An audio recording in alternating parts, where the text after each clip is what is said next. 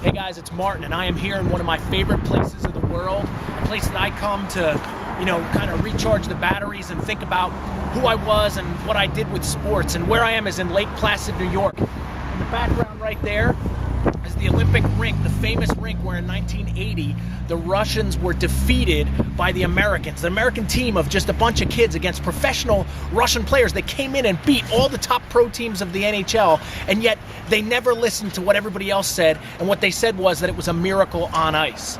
Now, I was a kid, 9 years old then.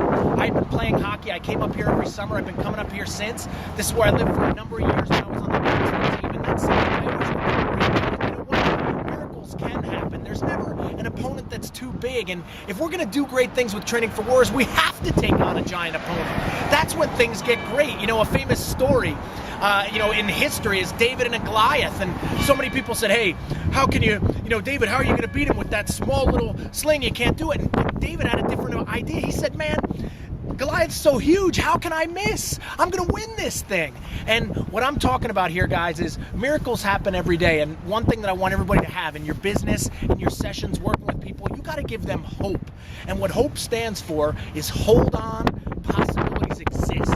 Just like the Americans had possibilities, there was a possibility that they could win. Hey, you have the same thing too. This is the place that I come to remind myself of that. And this week, I want you to take on some big challenges, some things that you think you can't do, and it's time to overtake them. And we are going to take Training for Warriors to the next level.